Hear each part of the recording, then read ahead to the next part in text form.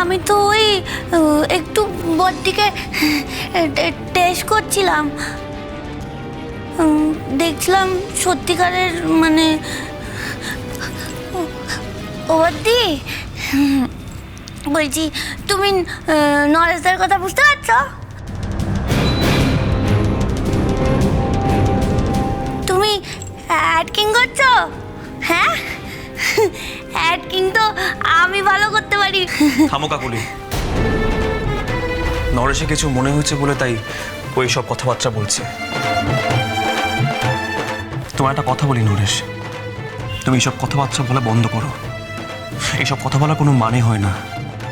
আর এতক্ষণ তোমরা ডায়নার সঙ্গে যা যা করছিলে সেটা কিন্তু অন্যায় করছিলে। लेकिन बड़े सालाजी তুমি তো ওর থেকে বড় হও, পুরানো হয় ছোট হয়। হ্যাঁ, ডায়নার সঙ্গে দেবলে কি কি সমস্যা হয়েছে আমি জানি না, কিন্তু তুমি তো বড় হয়ে ওদের বোঝাতে পারতে। সেটা না করে ওকে বাড়ি থেকে বের করে দেওয়ার চেষ্টায় ইন্ধন জোগাচ্ছ।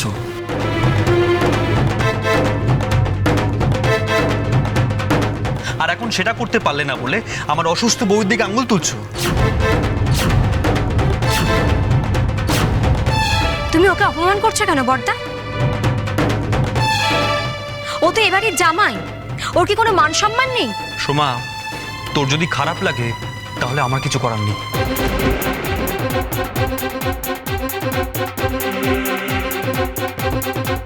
উষসীর শরীর খারাপ নিয়ে আমরা সবাই খুব চিন্তিত, আর সেখানে নরেশ এমন কথা বলছে যে উষসী মিথ্যে কথা বলছে।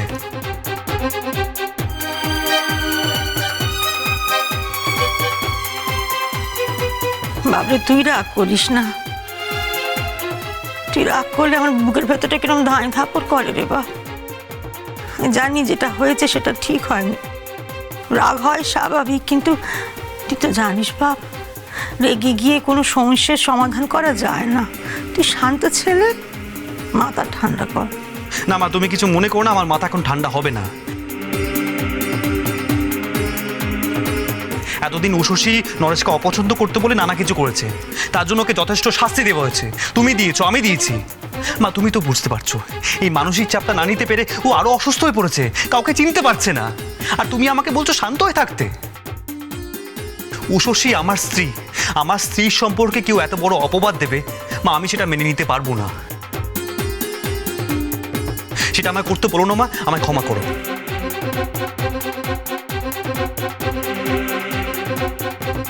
সরি নিশিত, তুমি আমার জন্য লড়াই করছো, কিন্তু আমি তো সত্যিই মিথ্যে বলছি। আমি অসুস্থ নই, কিন্তু মানসিকভাবে অসুস্থ থাকার অভিনয়টা আমাকে করতেই হচ্ছে। আমাদের সবার জন্য, এই বাড়িকে বাঁচানোর জন্য। এইভাবে তো আজ ডায়নাকে বাঁচাতে পেরেছি নিশিত, নাহলে তো আজ ওদেরই জিত হতো। আর চোখের জল ফেলে ডায়নাকে চলে যেতে হতো এই বাড়ি থেকে। ভাগ্যিস সবাই খেতে গেছে, আমায় নিচে আসতে দেখেনি, নাহলে আমাকে সন্দেহ করতো।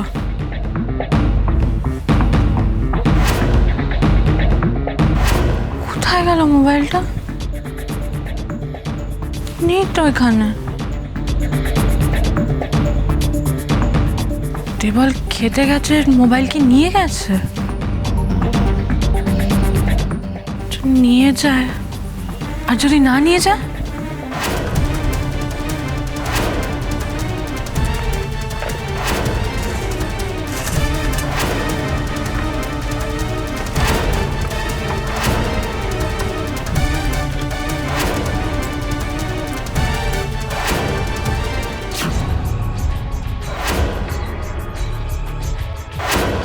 কোথাও তো নেই।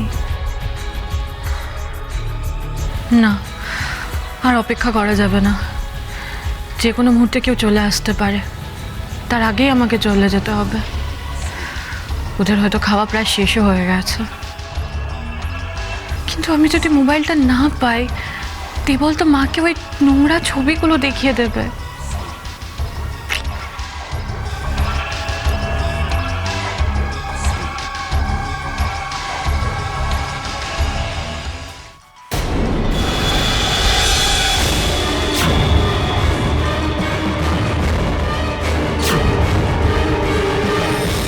দেবলের মোবাইলের সাউন্ড কোথায় বাজছে? আওয়াজ আওয়াজটা তো চাপা চাপা লাগছে কেন?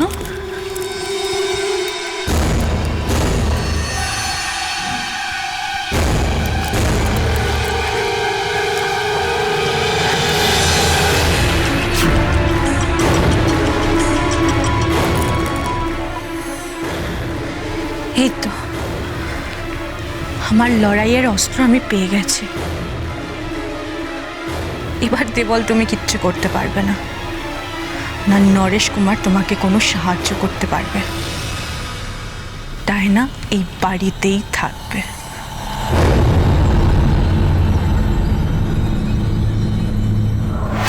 গুস্তাখি মাফ করে সালাজি। আমি জানি আপনার গুসা হয়েছে, কিন্তু আমার মনে একটা প্রশ্নও আছে, বুঝলে?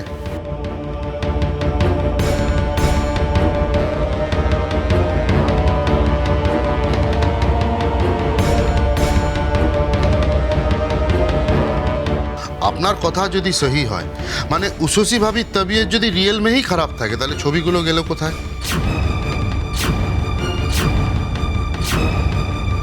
আমরা তো সবাই দেখেছি ছবিগুলো সহি সালামত দেবলের ফোনে ছিল, ডানা মেলে উড়ে গেল নাকি?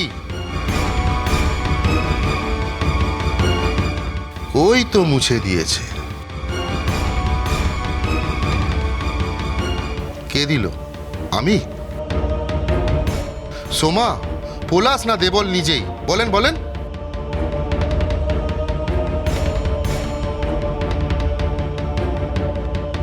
একদমই ঠিক, আমারও মনে হয় এই কাজটা বড় বৌদি করেছে। বড়দা, তুমি কিন্তু বড় বৌদির অভিনয়টা বুঝতে পারছো না। বড় বৌদি যে কতটা চালাক সেটা আমরা জানি। উনি তো সবসময় ডায়না বৌদির দলে, ওনাকে বাঁচানোর জন্য সব কিছু করতে পারেন। মা, আমি না এবার কেসটা বুঝতে পেরেছি। কি হয়েছে বলো তো সোমা? হ্যাঁ, এই যে তোমরা ডায়নার ছবি তুলবে সেটা নিয়ে গুজু গুজু ফুসুফুসু করতে, সেটা পদ্দি শুনে ফেলেছে।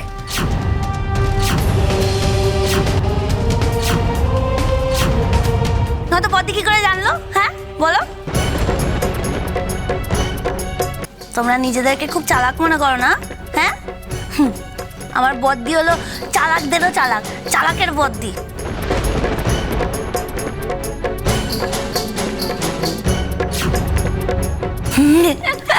বোঝাই যাচ্ছে তোমাদের মধ্যেই গোলমাল রয়েছে নরেশ। তবে তোমরা যেটা করেছো সেটা কিন্তু একদম ভালো করোনি। যাকে এসব কাদা যত ঘাটবো তত কাদা গায়ে লাগবে, এতে বাড়িতে অশান্তি বাড়বে, মা কষ্ট পাবে। এসব আমি আর চাই না, আশা করি তোমরাও চাও না। শোনো নরেশ, তুমি আমার বোনের সঙ্গে সংসার করছো খুব ভালো, কিন্তু আমাদের ঘরোয়া ব্যাপারে তুমি আর ঢুকবে না, এতে সবার ভালো হবে। আচ্ছা বড়দা, তুমি কি এখন এই বাড়ির সব সিদ্ধান্ত নিচ্ছ? বড় বৌদির হয়তো সাফাই দিচ্ছ কেন বলো তো? মা তো আছে, মাকে সিদ্ধান্তটা নিতে দাও না। মা, এবার তুমি বলো, তুমি কি মনে করো উষসী নিজের অসুস্থতা নিয়ে তোমার সাথে আমার সাথে অভিনয় করতে পারে? মা, তুমি তো ওকে চেনো, ও কি এত বড় অন্যায় করতে পারে বলো?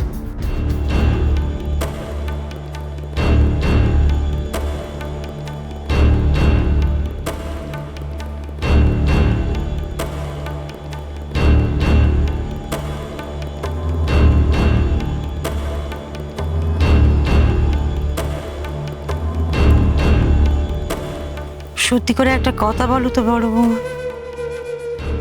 তুমি কি সত্যি সব ভুলে গেছো? তোমার এই স্বামীকেও তুমি ভুলে গেছো? আমাকে সত্যি সত্যি বলো, আমি আর কারোর কথা জানতে চাই না। বলো না, তোমার এই স্বামীকে তুমি ভুলে গেছো?